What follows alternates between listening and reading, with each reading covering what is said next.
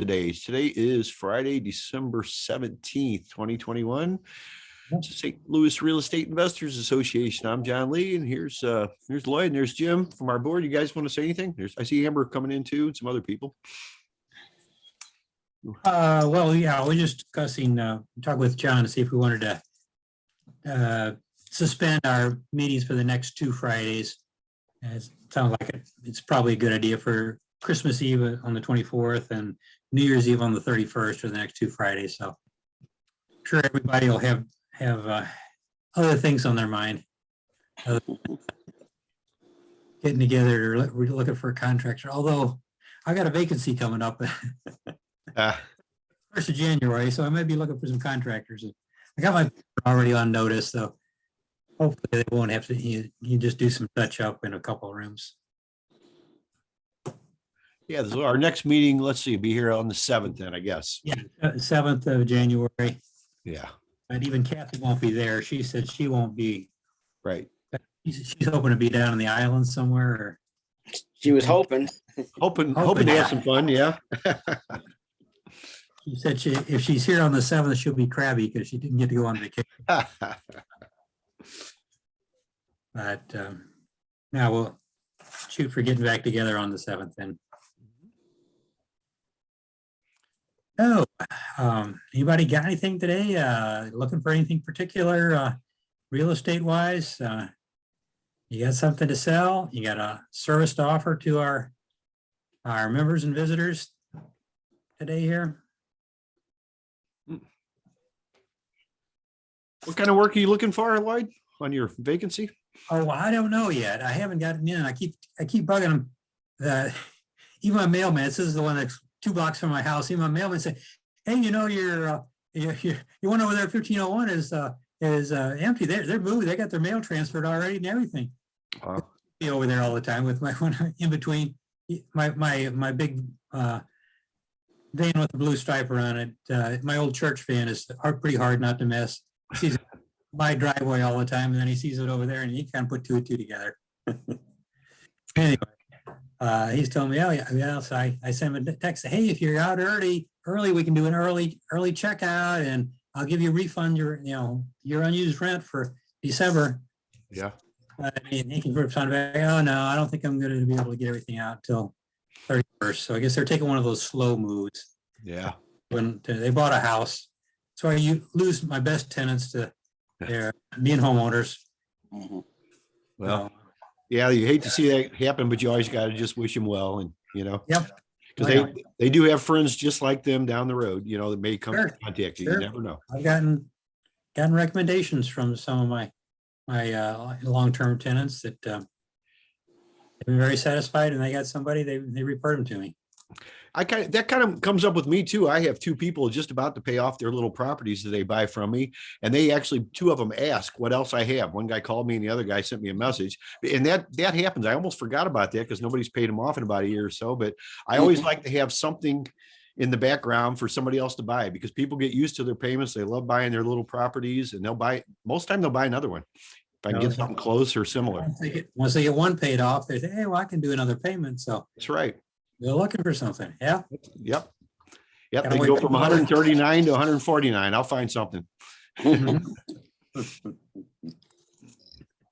of like the car business. When you get your car loan paid off, you're ready. You're looking for the new model to take the place. Used to making that payment. So I like getting them paid off with no payments myself. I like everything like that. Yep.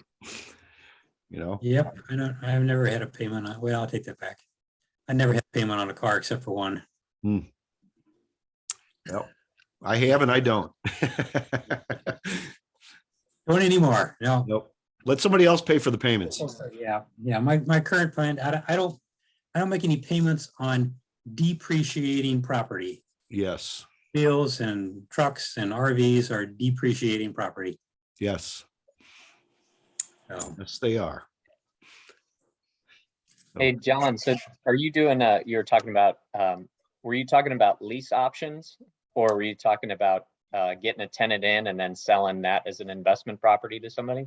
Well, I personally do not do lease options. What I was just talking about is these little parcels of land that I buy, but I do the same thing with my properties. I charge more than the rent, and I sell it to them based over a period of time, and they're responsible for everything. That's how I do mine. In fact, I've got a couple properties that I haven't even seen in many, many years now because people are just taking care of them. And that's the way I like all my stuff. I just want to be the bank. Gotcha. So what do you call that method? I call it, they're buying it for me. Okay. It's owner just, financing. Owner financing, I guess. Yeah. Mhm. Gotcha.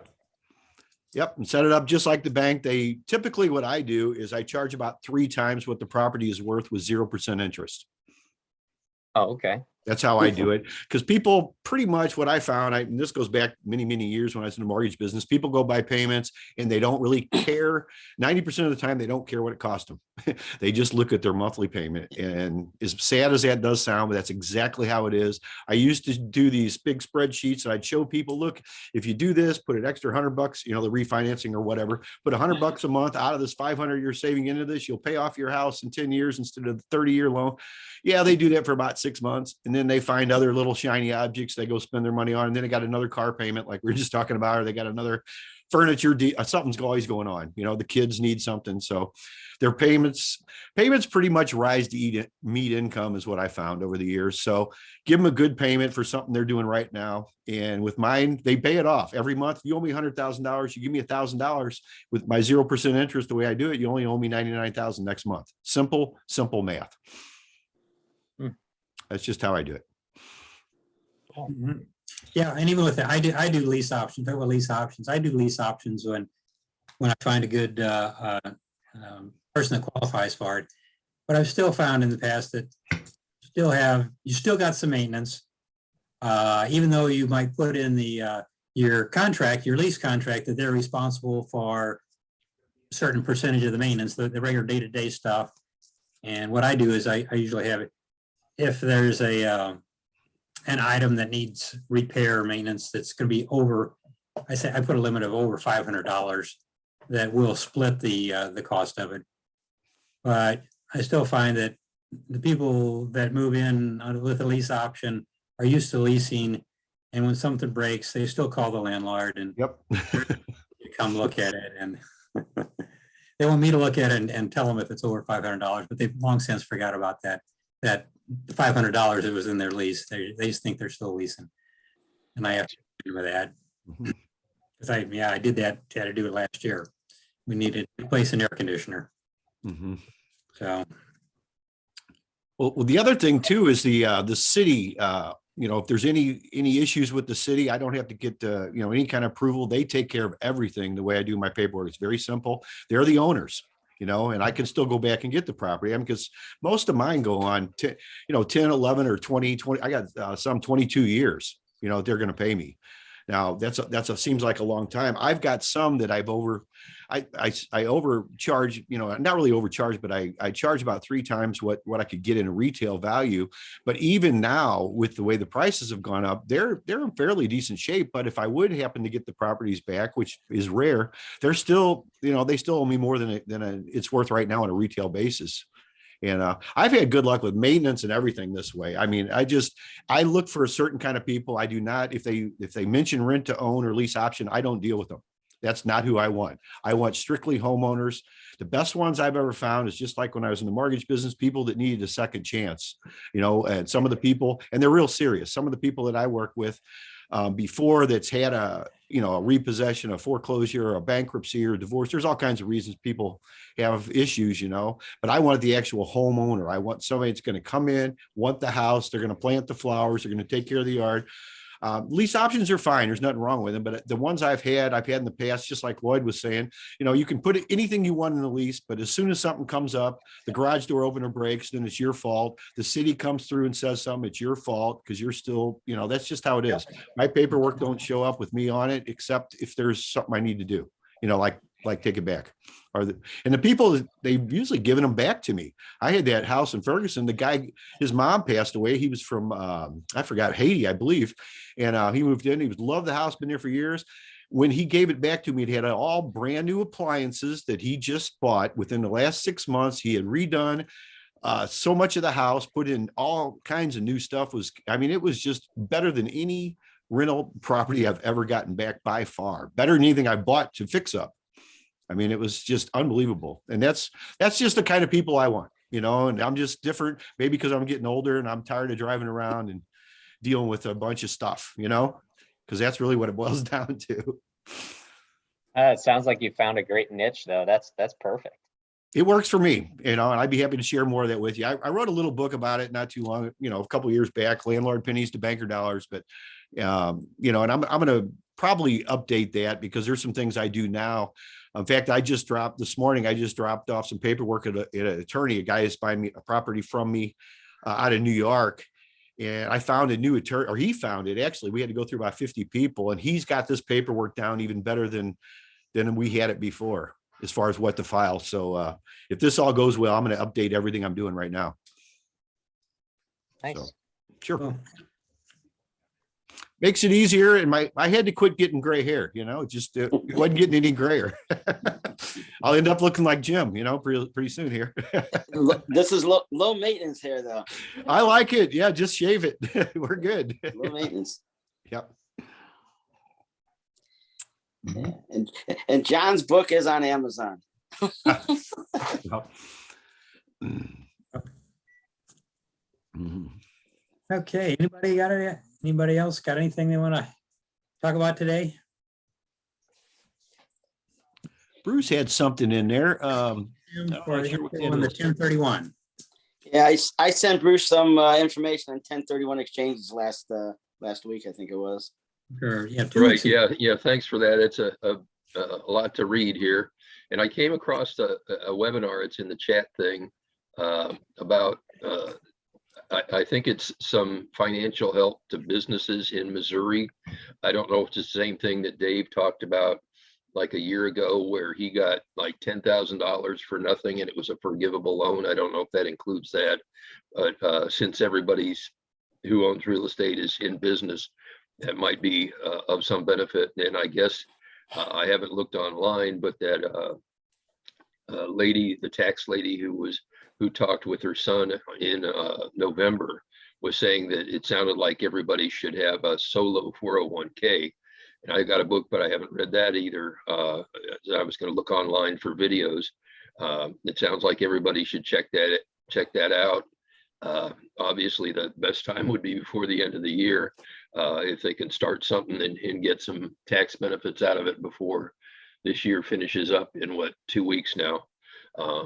Yeah, it might be a benefit. So just to throw that out there too. Okay, good. Yeah. Yeah, I don't know. I also sent you an email about with the clauses you need to have in your contract. Right. Yeah. Thanks for the clause, Lloyd. Yeah. Basically, it's if you work with a good title company and they'll input those 2 phrases in your contracts. That's about all I do. I let investors title take care of the rest of the details. Hey, Bruce. Yeah. I don't know if you're familiar with Dykes Botiford, but on his website, assets101.com, he's got a good solo 401k book. It's only $27.99. And Okay. John Heyer is also has some stuff in it. So it's pretty good from what my understanding, if you want to check that out. Yeah, I've been thinking that there's something out there where you can, whatever you do, it can be tax-free. If you can put it within some sort of a Roth thing, like a Roth IRA, or I don't know if you can get the solo 401k and change it into a Roth. I think you have to first make the money and then transfer it over and pay taxes, like they said, on the seed rather than the crop. But it seems like, if these big corporations like Bush, I can remember 20 or 30 years ago, made umpteen millions and they didn't pay any taxes because their accountants figured it out. I don't know, maybe they put a lot of it into depreciation through new buildings and stuff, but they still didn't pay taxes. It seems like there's some some stuff out there where you should be able to pay no taxes. And if you, for example, if you're in a 20% tax bracket, it changes a little bit every year.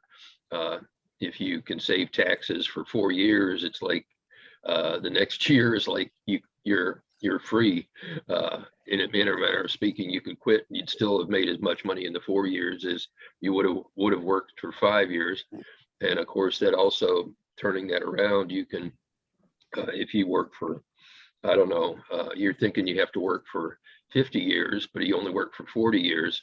And the last 10 years is like free. So it's like you get to retire early too, if that's your goal. I mean, that's ever since I was born, it seems like everybody was saying, well, you want to retire and enjoy life. Now I see a lot of people saying you should work the rest of your life to give your life some meaning, but it's like, I don't know about that. Like John says, yeah, maybe you're at a certain point where you just change the focus, and you don't want to have to be able to be doing a lot of stuff yourself. You want to be delegating it. I think that's kind of what Dave says too all the time. You know, he's got somebody doing this, somebody doing that. He doesn't lift a hammer. He doesn't do the real estate agenting thing. So yeah, if you know, it seems like there's lots of things you can do. I don't know if there's, I don't guess there's one source for all that information, but it seems like there's a lot to learn out there. Yeah, you should check out that book. It's only $27.99. Right. And from my understanding, it's a good book from other people I've talked to. Okay. Yeah, thanks. I'll do that. Yeah. Yep. Yeah, a lot of people saying, a lot of financial advisors now are recommending you extend, you know, your working years, so you'll increase your Social Security if that's what you're dependent on. Say, if I personally wasn't dependent on Social Security, they were talking about it, you know, 50 years ago, that their Social Security was going to run out of money, and that was one of my drivers for getting into real estate investment. I wanted Yeah, to, they're still saying that, and the Yep. way it Biden's, it's here. Yeah. yeah, the way the Biden's spending money, which I don't necessarily disagree with. It mean, you know, how is he going to pay all that back? He's going to be whoever, whatever happens with him or whoever follows him. It sounds like they're going to have to increase taxes. So if they increase your tax rate and you're still paying taxes, you know, a couple of years down the road, it looks like you're going to be paying a larger percentage. So again, if you can find some way to not pay any taxes, you'll avoid that, or you pay your taxes now, which is what some other gurus recommend. You know, pay on the seed and not the crop. Do it now and get it over with, so you don't have to worry about it later. And Social Security, when I checked into it, I started taking Social Security probably a couple months too late. I started it like a year and a half ago, actually about a year ago, I guess. They kept saying afterwards, it sounds like you hear everybody saying, well, you should have waited till you were 70. It's like, you know, I might be dead by then I wouldn't get anything. You know, there's that aspect. And I calculated the mathematical thing, and I would have to live to 77 to break even. And I don't know if I'm going to live to 77 following that same guideline. So it's like, it to me, it doesn't make sense to wait for something that might not be there. So. Yep. Yeah. There's theories about looking. You have to look at your whole situation, your overall health, and what your expectations are, and do you really need it? And yeah. But yeah, talk about going and paying the tax on the seed. I've been doing that this last year. I'm taking advantage of the tax rates the way they are right now. And the last 2 years, I've done some rollovers out of my what had been my 401k and putting into a Roth IRA. I first moved it out of my employer's 401k into a traditional IRA, and then I've been taking, traditional IRA. And then There's no special way to do that, right? It's just, you can go to the bank or wherever you put your IRA and Roth at, and they should be able to do all that for you. Forms, yeah. I've the stuff that I've got was all at a brokerage, and yeah, they've got forms for conversion forms. Just fill out the form and tell them what investments in this plan that you want to transfer, or how many shares of what stock or whatever, or if you got cash, you know, what, how much cash you want to move from one account to the other, and they do it and they report it as a conversion. And I pass that along to my accountant, and he figures out how much tax. Of course, I've already pre-figured out how much tax is going to be from. Right. On the rest of my incomes, I just did it for this year. This was last month or 2 months ago. I estimated what my expenses were going to be for the rest of the year and every on my rentals and my incomes, and looked at take advantage, the full advantage of the current tax bracket that I'm in, so I wouldn't bump myself into a higher tax bracket. Yeah, so like you're saying, you were wise and did it already a couple months ago. I guess anybody who hasn't done it should do it in the next 2 weeks to Oh, yeah. see if they can cut down on their tax bill for this Sure. year. No, I did I did some last year too, so I'm gonna spread that over a couple of years here. Taking advantage of the tax rates that Mr. Trump gave us, lowered our taxable liability because. The CARES Act from 2019, is that the one or something else? Yeah, that's what's established. I think that's the one that established the current tax rates. But yeah, when that expires in 2025, I think it is. Yeah, the tax rates are gonna. I'm counting on them going up. They're not gonna go down. Right. Probably not gonna stay the same either.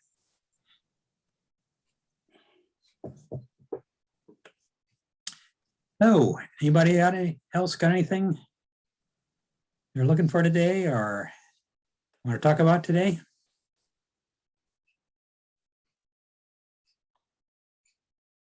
Let's see what Ryan said something.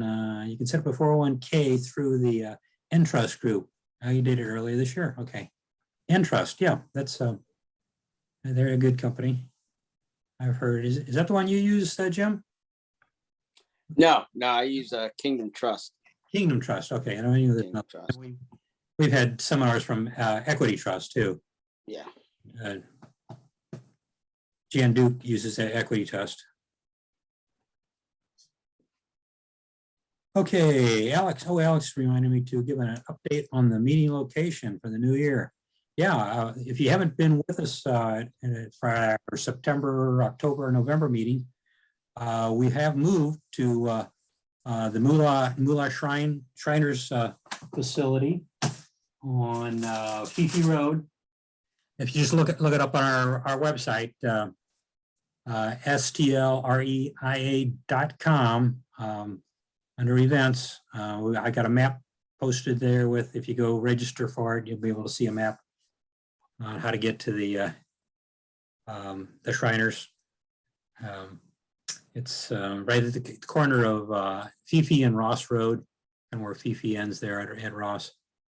And if you want to get a close-in parking spot, you could go down Ross Road to the end and turn in along the side driveway that takes you down to the lower parking lot, because we meet on the lower level in the Oasis room at 6:30 on the third Tuesday, every third Tuesday except December. So our next in-person meeting will be January 18th, and Dan Heyman's got a good speaker lined up. Local guy, this young fellow that's doing great in real estate. He's going to talk about how he's done what he's done, and it will give us some tips on what's working in today's market.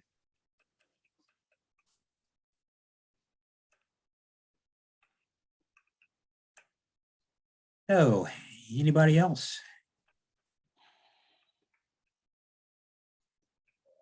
Got anything? Looking for something? I'm still looking for to build my RV garage. I think I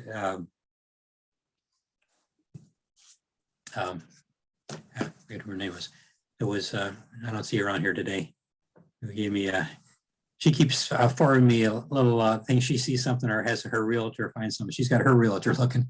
I get things every now and then from my realtor. Thing a lot pops up on the market, and she sent me one this week. Ann Bearden. She's also got an RV, and she's interested in getting an inside space to park it. So she's anxious for me to get a garage built and with a few extra spaces to rent out. But those spots are hard to come by and at a reasonable price. I did find one on LoopNet that meets most of my requirements, but it's about twice the price that I'm looking to pay. So, although I guess I shouldn't let that stop me. I should go ahead and make an offer on it if the property works. I should probably go ahead and shoot an offer in on it. Yeah, I keep forgetting that. My very first house, I bought it 40% of the asking price. So I just keep forgetting that. It's been such a long time. Was that one on LoopNet, one of John's properties? One of John's properties? No, it wasn't one of John's properties. Okay. This is back before John was even into real estate investing. Talking about right. But this was back in the day when you call a realtor, and they were so proud of this listing that I said, "Hey, I saw a sign in the front yard. Hey, I saw your sign in front of this house, and I'd like to make an appointment to go see it." And he went and looked, and he said, "Oh, you can stop by the office and pick up a key if you like, if you want to take a look at it." They were so unproud of this property, they didn't even want to go out to it. It turned out I didn't need a key anyway. The back door was standing open. All the kids in the neighborhood were using it as a playhouse, and probably the cats and dogs too. Yeah, the neighborhood cats were hiding out in the crawl space, and I found out from the realtor that it had been on the market for I don't know how long, 6 months or something, and the listing was about to expire. It was within a week of expiring. And this is back when I asked him that, "Hey, have there been any offers on it?" And he said, "Yeah," and they told me what the offer was. You know, they don't do that kind of stuff anymore. But I said, "Oh, okay." So, well, if I make an offer a little bit more, that was way less than 40% of it. So I make them offer $500 more than that. Maybe they'll accept it. And the realtor knew his listing was going to expire, so he was even motivated to push my offer, and I got it through. And even of course, they always call back, and when they're presenting it to the seller, he called me that night and said, "Well, do you think you could do a little better than that?" He said, "No, actually, this is my first property I bought. I'm starting to get a little cold feet about the offer I made, and I'm not going to be making any counter offers if they don't accept it." And it got accepted. So, but that was then, and that's not to say those kind of deals still aren't around. Just got to look a little harder for them. So, anybody else got anything today? Yeah, actually, so I have something. I'm actually closing on a property in the zip code of 63136. I'm actually looking for a property management company. Does anybody know of a property management company that works in that area?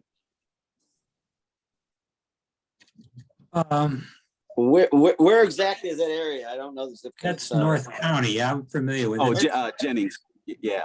Jennings. Jennings. Yeah, Jennings is in that. Yeah, I know. You can Jennings. check with my property management company. I mean, they manage a house I have in Spanish Lake.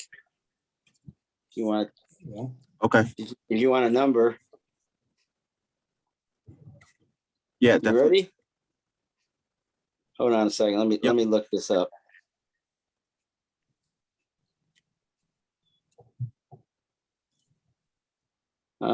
Call Shelley at 636-299-3176.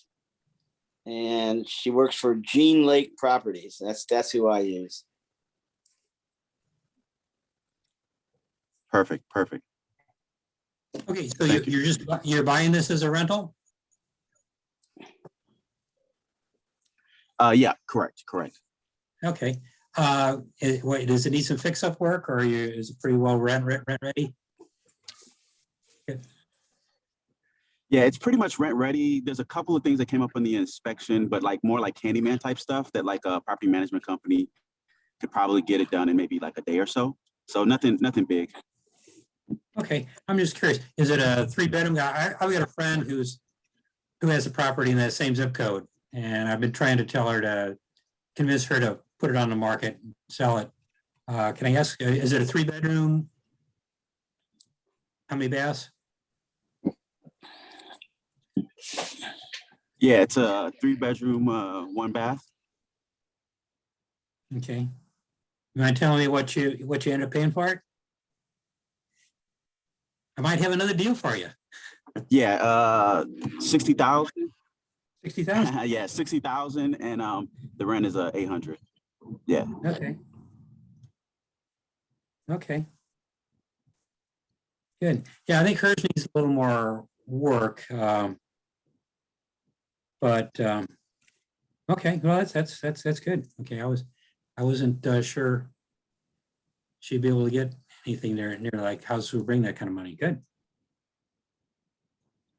Yeah, but definitely if someone's interested in selling whatever the amount of work, yeah, I'm definitely good with Okay, you're interested in that area? Okay, yeah. Can I doing get any sort of rehab.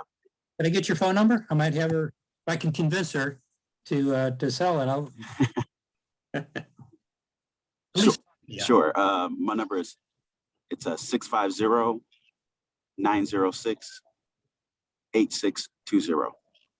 And my name is Ben. Benedict? I see it. Benedict. Yep. Benedict? Okay. Okay. Yeah, thank you. Yeah, I might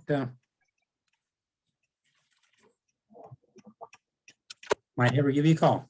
So if I could, like I said, I can push her on. She's not living in it. It's been sitting vacant for a number of years, and yeah, that's why I think it's going to need some work to get it back back again. But Okay. no, yeah, it's a 3-bedroom, one bath. So okay. Anybody else got anything? Yeah, actually, I had one more thing. I'm actually looking for a general contractor also. Somebody to do a rehab for me, mostly cosmetic, no major mechanical stuff. It's in a University City area, so that I'm trying to purchase a property. Does anybody have any general contractors they'd like to share?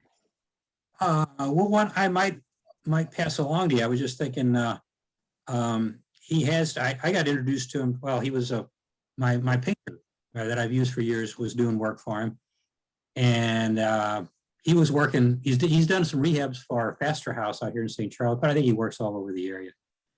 And I had him come and do the house that my painter was painting. It was just down the street. He was working on a Faster House right up the street. And I had him come down and look at my countertop. He does his spray. He does a little bit of everything. He does this spray application he puts on Formica countertops that make them look beautiful again if they're damaged. And this one, it was looking pretty sad.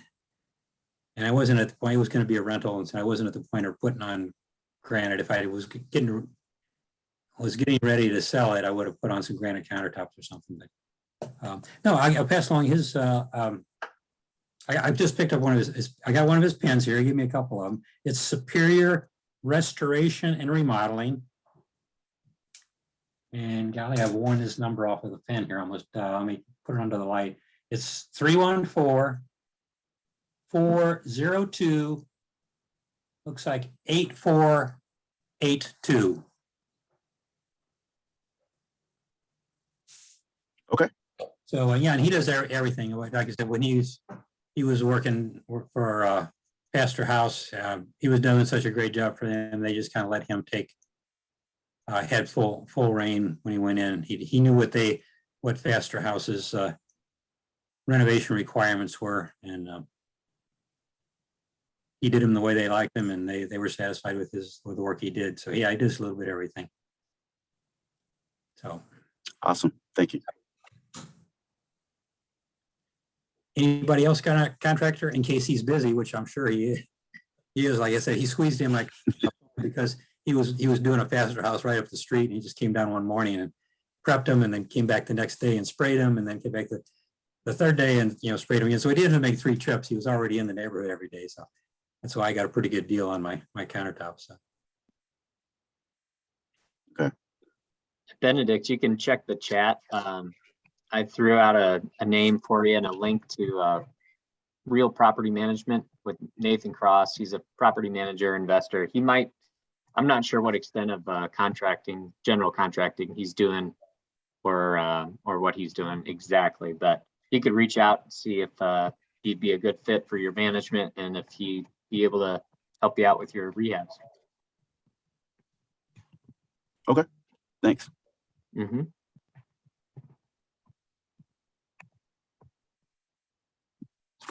Okay. Anybody else got anything want to talk about here today?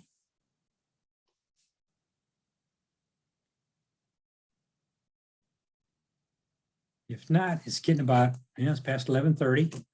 I'm ready to take a little lunch break. Well, Merry Christmas, y'all. Yeah, I would Since say. we wish won't see you everybody for 3 weeks or whatever. Yeah. Wish everybody a Merry Christmas, Happy Holidays, and taking off the next 2 weeks. We can, if you want to gather here again, we'll do it again on January the 7th. The new year. Sounds great. Okay. We'll see you all then. All right. Have great holidays. We'll see you next year, guys. All right. Thanks a lot. All right. Merry Thanks. Christmas. Merry Christmas. Merry Christmas. Hey, John, are you still there? Yes, I'm here. I'd question here. We were talking about the owner financing. On from the flip side, if I've got a lead and potentially could be the, get owner financing and then make that a rental, fix it up, and make it a rental. What's an approach to, what would be in it for that owner, that seller, to finance that property to someone like me, as opposed to most people saying, I just want to cash out and get it totally off my hands. You're essentially hands-free, just like you said, you're the bank. If you ever need to repossess it, you have the power to do so. Nobody wants to do that, obviously, so they want to find the best person to pay that. How might I educate somebody that might be a good position for them? This person has said, well, I said, well, what do you plan to do with the money, essentially? And this is mom's house, and is it paying for her new facility that she's living in? And they said, no, we're just going to invest it and let the stock market just kind of build that money up for her in the next 10 years or so of her life. Okay, well, that's what you need to find out. What you just did, Scott, is find out what they want to use the money for. If they're, and it may or may not be the whole story, what they're telling you here, because there's usually 2 stories or 3 stories to everything, and you got to figure it out. If they're wanting the money, like the stock market's a crapshoot, in my opinion. Okay, that's okay, but I don't try to convince anybody of what their strategies are, what's right and wrong, but there's a lot of advantages by doing that, because you're going to make the payments. It's going to be one less thing for them to worry about. If they have a loan on the house, did you say they do right now, or is it paid for? It's paid. It's paid for. Okay. So 100% of the money is going to go there. They don't have to. With mom, it's going to be a little different, because she could probably take the capital gains and not make 200,000, so she don't have to pay taxes on it, a lump sum. But then again, you're going to have commissions to pay. You're going to have a lot of other stuff like that, where you're not going to have all these details if you take over, because you're talking about like a sandwich deal is what you're talking about here, where you're going to take over their house and make them payments. Mm-hmm. Okay, that's I like doing those myself, because then they can get just a little bit income, and it's the hardest part is to figure out what they really want to do with the money. But if they don't need it like this, you've got a lot of options, and I usually give them no more than 3 options. I come up with them kind of just saying, well, if you do this, it'll go this way. We can pay for her facility. We're going to we'll make the payments timely. This is a good long-term strategy. you know, it's just, you really got to just find out what their motivation is, but those are great deals to do. And here's what I like to do too on those kinds, Scott, is I'll say, okay, I'm going to start making the payments to you. We need to get the house in line, and, you know, we'll just kind of work on some of the stuff, straighten it out. But I like to find somebody and then make payments to them in 90 or 120 days. That way you can get a down payment. You can also get 2 or 3 months payments before you owe them anything, before you start making. That gives you cushion and money to work with, or because there's always things you don't count on, you know, that come up. And if you got a chunk of money sitting there, maybe, you know, I don't know how, the way I do it is I just tell them low down, and I see what the person has to work with. I wait and screen all the people. I like somebody else to do it, and then I like to have the final say so, you know, because I don't like to do it myself, because I get emotional. I feel sorry for everybody. I want to move everybody in. No, it don't work that way. You got to be very discreet on there. I like somebody else to do it, and then I like to talk to them after they've been screened by a professional. Okay.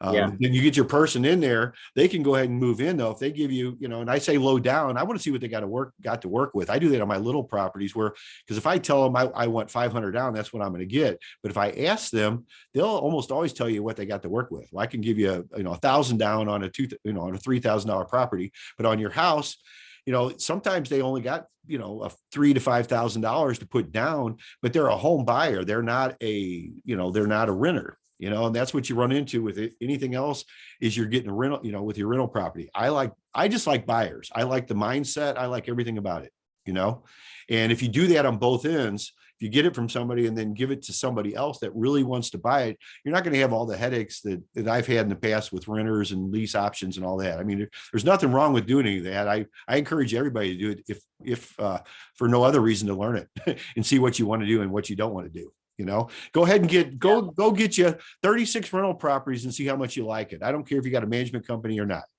Okay. I met a guy several years ago in his 80s. He had 500 rental properties. I said, that's what I want to do. So we started accumulating and doing stuff. I got up to 36, and then, you know, I was pretty much done. You know, I don't want nothing else to do with it, because I went from working 7 days a week as a mortgage broker to 8 days a week being a landlord, you know? Yeah. And Right.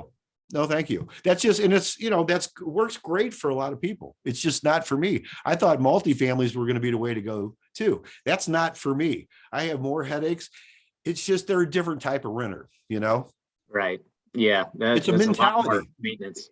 It's total mentality. And if you can convince the guy or whoever it is, the family that you're buying the house from, you're going to take care of mom. This is a long-term solution, you know, and you can, that way they might have a chance to be a little emotional, because they'll get over it in a couple of years. They'll get over the mom's home once they're making payments and stuff. They almost always just kind of, you know, things are going to happen to mom. My father just passed away this last Monday, you know, and there's a lot of things that lead up to that. 2 years ago was a different story, even than 6 months ago than now, you know. So Yeah. their situation's going to change. And if you can biggest thing is be the problem solver, you know, Yeah. just solve the problem for them, you know, and that's the hardest part, is figuring out their story, the true story. Yeah. Yeah. Well, I know that's interesting, and sorry to hear about your loss, by the way. Thank you. Yeah, I know you also have experience in Hazelwood, right? You've talked about that before, and it's a 3-bed, 1-bath, you know, 975 square feet, carport. Apparently the house is in pretty good condition. I think it's looking like the market, maybe the top of the market for that is 145-ish. I don't know if you're up to date on those numbers, but Okay. and I think he had a realtor say, oh yeah, we could sell this for 145. And then I'm looking at the comps, I'm like, these are brand new renovated homes for 145. So I don't think he's going to get that. But so, you know, talking about the walkaway price, what he would net, you know, and then maybe negotiating that way. And go ahead. No, I was just going to say, yeah, that's what the realtor told them, that they just want the listing. And I hate to say it, but 90% of them I wouldn't deal with. Okay. Because they're going to tell you every story in the book. What'll happen? You got $8,000 in commission. You're going to have concessions. They're going to want this, and they're going to want money off. I've seen this so many times, and it's always the same story. You know, I don't want to cut down realtors or anything like that, but 90% of them I would not deal with. Okay, that's just Yeah. me. But there's 90% of everybody in every industry I wouldn't deal with. There's always the 10% that are the real people. The ones you want to deal with are people that have the mindset, at least in my opinion, the mindset of a investor. My insurance broker, my attorney, everybody that I've dealt with over the years were investors themselves, or at least work with them. Even my insurance broker, he's only got 2 rental properties, but he's had them for, 20 years. Okay. He understands that, where I'm coming from. So attorney the same way. He had he's just retiring right now. Which I hate to see it because I'm working with new attorneys, which is okay. But I had him for many years. He had 42 rental properties. I could go to him and he would actually just give me the stuff he's using and I could customize it for myself. Most of the time, if you ask attorney for something, you're going to have to pay to have them drafted it up and all this kind of stuff. You're better off taking the stuff and getting it yourself and then saying, here's what I was going to use, and then let them get their red pen out and fix it up. That's what I've learned over the years. But it's just, yeah, you just have to take that in consideration, because the guy, he might only net 100 grand maybe. And what you could do is say, look, I'll pay you the full amount over a period of time. Yeah.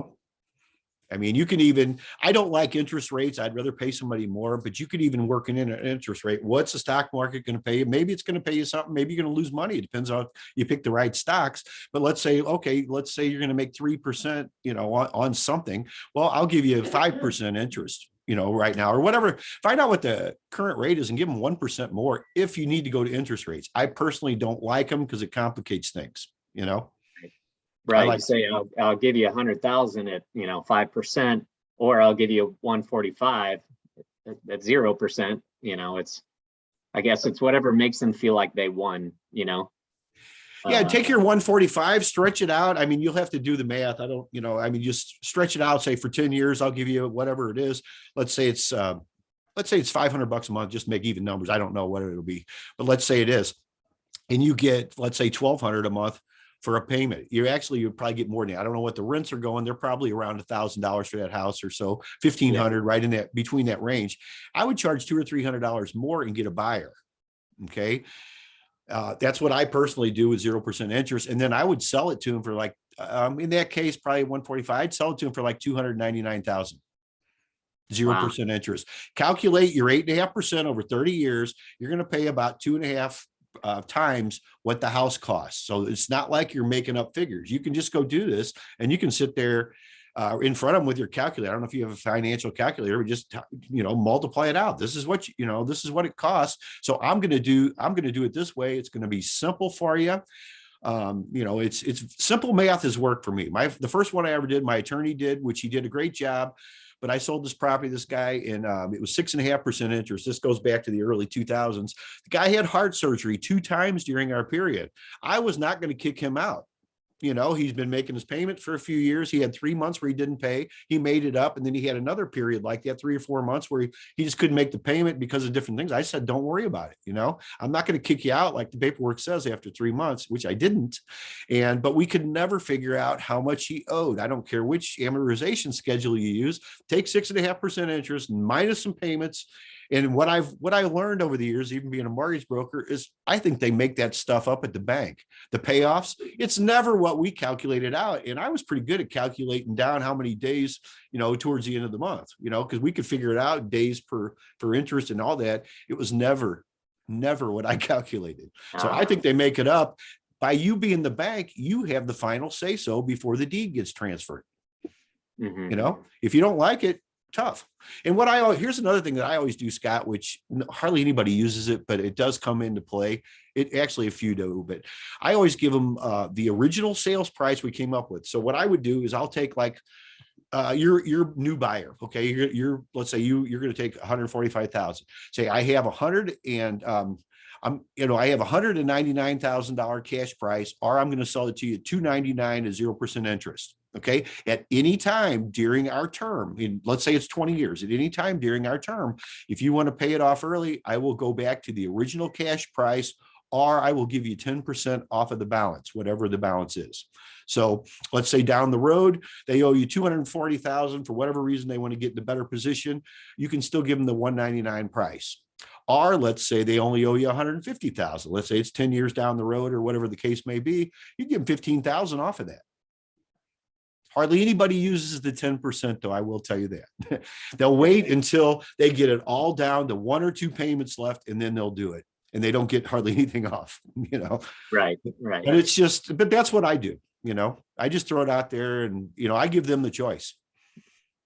That's pretty cool. It There's works. so many creative financing, and I'm just learning about, you know, owner financing and subject to, and just all these creative deals. And this is another creative deal that I hadn't read about yet. So it's, you know, I always thought like, oh, okay, lease option. But what you're saying about you want to find the right tenant, which is a buyer, not a leaser, you know, Right. so you'll have more success on average with that type of person. You got somebody long-term that really wants to buy it. Because here's, you know, there's nothing wrong with lease options. I've had some though that cost me a lot of money. Okay. I've lost 20, you know, over 25,000 with one deal, which, you know, that's another story. But anyway, there's just, they're still in the back of their mind. There's 2 things they remember. They remember lease and they remember option. As soon as the repair is major and it's over $500, like kind of like Lloyd was talking about before, they will walk away. They don't care if there's terms left or not. And the other thing is they will forget whatever you have in the contract as far as, you know, you're responsible for the first $500 or whatever, you know, what people forget that a year down the road. It's like, well, the furnace went out. That's not my problem. I got a leak in the roof. That's not my problem. I'm just leasing. It's an option. And I think it's, I don't know what the numbers are today, but years ago, this 15, 20 years ago, 97% of lease options never went through. Never. They never materialized. It doesn't matter what your term is. And that's my experience with it. It's okay. It's a good way to do business. It's better, in my opinion, than a renter. You know, renters, there's nothing, and I don't want to act like I'm, you know, saying nothing bad, because there's nothing wrong with it. It's a great strategy. It's just not what I'm doing, you know? Yeah. No, that's neat. And it makes me think, you know, a lot of, you know, I learned from somebody pretty earlier, don't buy a property that has tons of trees in the yard, you know, big trees, because it's going to cost you all your cash flow and, you know, in a couple of years or at some point.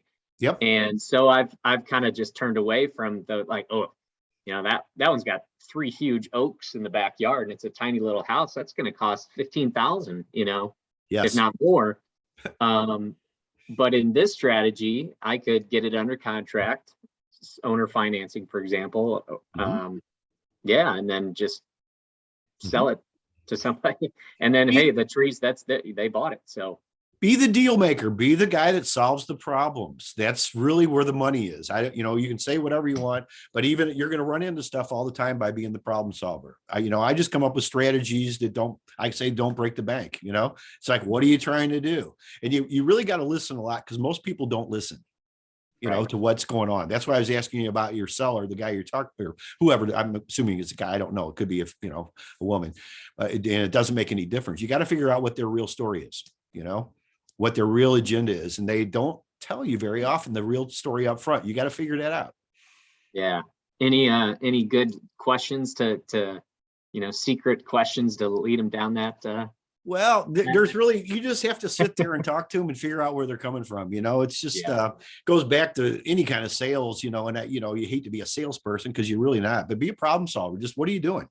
You know, this is what I can do, you know, and I like giving them a couple of choices, but it really works good if you can go right down exactly what they want to do, right down their pathway, you know, but that's the key, is finding that out. What are you going to do with the money? You know, what does your mom want to do? You know, just a couple of questions like that. You know, what's your vision with this, you know, with this property? Cool. Well, I'm excited. I'm meeting with him on Tuesday, going to walk the property, and Nice. yeah, we'll see what amounts. Well, I'll check in with you if anything. Yeah, let me know. comes I'd be up. curious to see what happens. Yeah.